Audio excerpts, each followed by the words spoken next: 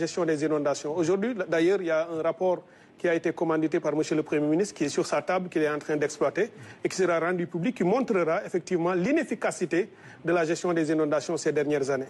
Ce que nous avons fait ces 15 derniers mois, c'est après avoir fait le diagnostic et le constat, nous sommes arrivés sans doute au pouvoir aussi avec une vision qui est celle du président de la République, qui nous a imprimé l'axe et l'orientation, à partir de laquelle nous avons travaillé avec nos équipes pour structurer une nouvelle démarche.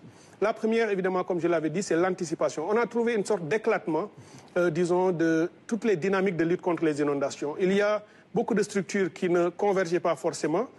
Nous avons fait en sorte de mutualiser, d'enlever toutes les démarches en silo. Nous avons décloisonné l'espace pour que les interventions soient les plus coordonnées possibles, avec plus d'efficacité, mais orientées résultats. Partout où nous allons, nous faisons en sorte que les collectivités locales soient présentes, l'administration territoriale soit là, tous les techniciens présents, mais également les acteurs communautaires, pour poser et diagnostiquer les problèmes sur la table et pouvoir y apporter des solutions.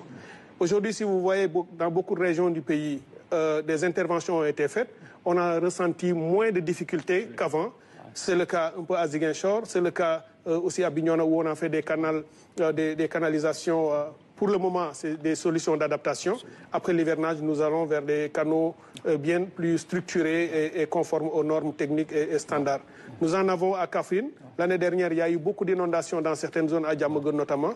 Cette année, nous avons anticipé et les choses fonctionnent. Et autrement dit, sans cela, la situation aurait été pire. C'est ça qu'il faut comprendre. Touba, je n'ai pas forcément besoin de revenir. Nous l'avons constaté ensemble lors du Magal et au-delà. Évidemment, nous continuons de prier et nous allons rester saisis sur le terrain puisque l'hivernage est à presque le milieu. Et avec le changement climatique, ça ira sans doute jusqu'en fin octobre. Mais nous allons continuer à le faire. Toutes les régions, il y a eu des difficultés à Saint-Louis, mais elles sont en train d'être prises en charge. Et nous surveillons de très près tout ce qui va se passer dans les prochains jours à Matam, mais également dans la région de Tambacounda, notamment à Bakel, où le niveau du fleuve monte et on risque des débordements. Mais là aussi, nous sommes en train de regarder les solutions par les endiguements et aussi comment utiliser cette eau pour qu'elle ne cause pas des problèmes et au contraire, qu'on l'utilise pour l'agriculture.